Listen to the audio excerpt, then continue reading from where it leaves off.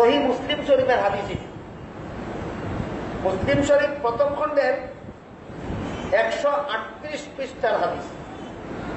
হাদিসের মর্মটা হল রাসূল করিম সাল্লাল্লাহু আলাইহি ওয়াসাল্লাম কয়েকজন সাহাবায়ে কেরামদেরকে নিয়ে মসজিদের ভিতরে অবস্থানরত ছিলেন।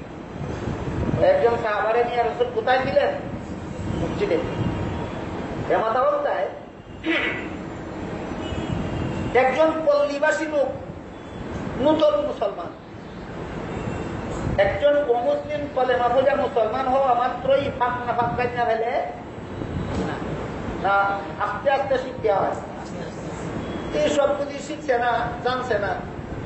একজন পল্লীবাসী নূতন মুসলমান, ফাঁক না ফাঁকে হনা বুঝছে না। এমন একটা লোক মসজিদে ঢুকিয়া মসজিদে দাঁড়ায় পেশাব করা শুরু করে।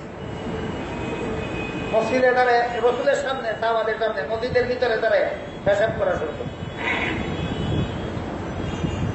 দাঁড়াইয়া পেশাব করা আলোচনা আনুষঙ্গিক ভাবে অন্যদিন হয়েছে। আল্লাহ রাসূল জীবনে একদিন দাঁড়াইয়া পেশাব করছেন, কাজেই দাঁড়াইয়া পেশাব করার জন্য নাকি বলেন না? ওইটা ঠিক কিয়া?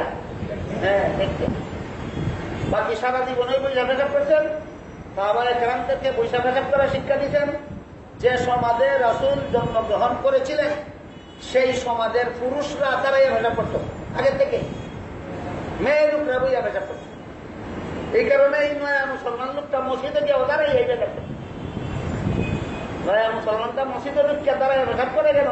কারণ এদের সমাজের প্রথা আগের থেকেই চালু হয়, পুরুষরা দাঁড়াই এই পেশাব করত। রাসূল যখন সাহাবায়ে কেরামদেরকে বসে পেশাব করা শিক্ষা দিলেন, সাহাবাগণ যখন পয়সা পেশাব করা শুরু করলেন, তখন সমাজের অন্য লোকেরা রাসূলকে তিরস্কার করা শুরু করলো এই বলে যে মুহাম্মদের সঙ্গীরা মেয়ে লোকের মতো পেশাব করে। তিরস্কারের নমুনাটা দেখেন, মুহাম্মদের সঙ্গীরা মেয়ে লোকের মতো পেশাব করে। এইরকম তিরস্কার সত্ত্বেও কোন সাহাবী দাঁড়াইয়া পেশাব করেননি। এইরকম তিরস্কার সত্ত্বেও একদিনের ঠেকা ছাড়া রাসূল আর কোনদিন দাঁড়াইয়া পেশাব করেন। তাহলে সমাজের নিয়ম হইল দাঁড়াইয়া পেশাব করন, আর নবীর তরিকা হইল পয়সা দেয়।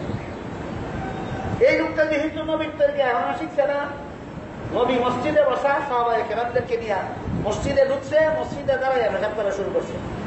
রাসূলের কাছে যে সমস্ত সাহাবায়ে কেরাম ছিলেন তারা বলতে লাগলেন, এই বেটা কি করছো, এই কি করছো, সাবধান, বন্ধ কর, বন্ধ কর। তারা বন্ধ করার জন্য নির্দেশ দিতে লাগলেন। আল্লাহ রাসূল তারা বাধা দিলেন, পেশাব করা শুরু করে দিচ্ছেন। এখন তারা বাধা দিলে কি হইব? এখন তো বাধা দিলে দিব দৌড় দিলে তো সারা মসজিদে জড়াইব। এই জন্য রাসূল বললেন, এরে আর বাধা দিও না, পেশাব করা শুরু করে দিছে, এখন শেষ করতে দাও। লোকটা খাতির জমা রাসূলের সামনে মসজিদে দাঁড়াইয়া পেশাব করে শেষ করল। শেষ করার পরে আল্লাহ রাসূল তারে ডাকলেন, দেখে কইলেন,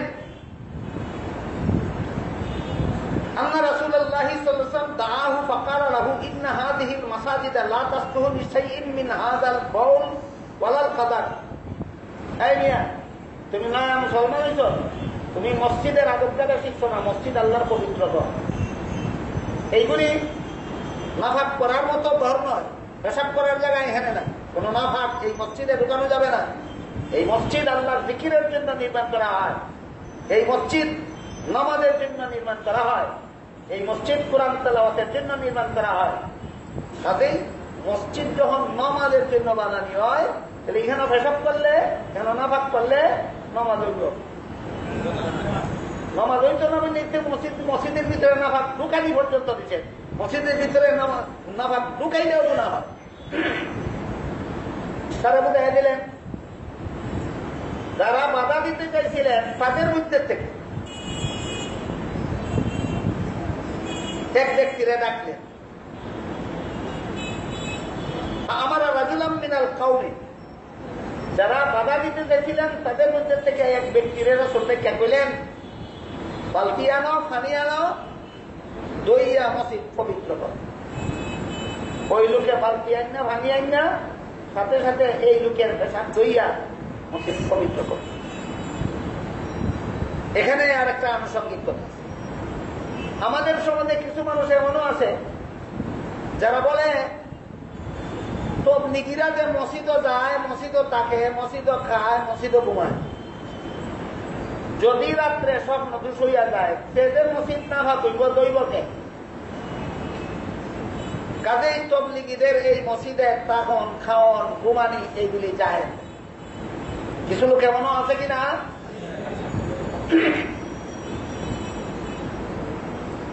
এদের জন্য আমি বলে থাকি যে অবস্থা যদি কোন তবলিগি মসজিদে ঘুমাইলে থাকলো খাইল ঘুমাইল সংসারের কাজে না দিনের কাজে? রমজানের শেষ দিনেও কোন মুসলমান মসজিদ তাকে খায় ঘুমায় কিনা? সংসারের কাজে না দিনের কাজে? দিনের কাজে মসজিদও থাকা, মসজিদও খাওয়া, মসজিদও ঘুমানি, জ্বলন্ত দলিল হইল এতে কাজ। জ্বলন্ত দলিল হইল এতে কাজ। তবলিগীরাও দিনের কাজেই মসজিদও থাকে, মসজিদও খায়, মসজিদও ঘুমায়। কিন্তু বর্তমান দুনিয়ার তবলিগীরা একজন তবলিগীকেও মসজিদে এমন ভাবে থাকতে দেওয়া হয় না যেভাবে থাকলে স্বপ্ন দোষ হইয়া গেলে ও মসজিদ না হইতে পারে, এইভাবে থাকতে দেওয়া হয় না। অবস্থা স্বপ্ন দোষ হইয়া গেলেও মসজিদ না পাক যেন না হয় সেই ব্যবস্থা মতেই থাকতে দেওয়া হয়। তারপরও আমি একটু সময়ের জন্য মেনে নিলাম যে অসতর্কতামূলক ভাবে এক ব্যক্তি তবলিগি মসজিদে থাকার কারণে স্বপ্ন দোষ হয়ে গেল, অবস্থা তার স্বপ্ন দোষের কারণে মসজিদ নামাজ হইয়া গেল, ইচ্ছায় না অনিচ্ছায়, জানিনা না না জানিনা, এই লোকটা যে রসুলের সামনে মসজিদে দাঁড়াইয়া ভেটার করে মসজিদ নামাজ করলো, জানিনা না না জানিনা না জানিনা, যে মসজিদ নামাজ করলো রসুলের সামনে একটা লোকে, এই লোকেরে দিয়া রসুল মসজিদ ধোয়াইছেন, যারা দৌড়াইতে বসছিল তারার মধ্যে থেকে একজন। এইখানে তো একটা পরিষ্কার ফয়সলা পরিষ্কার ওই তবলিগি যদি মসজিদে ঘুমানির কারণে স্বপ্ন দোষিয়া মসজিদ নামা হইয়া থাকে, এটা তো তার অনিচ্ছা হয়েছে। দৈবকে প্রশ্ন, তোমরা দৈবকে হাদিস আছে প্রশ্ন, দৈবকে দৌড়াই তো কয় যে সে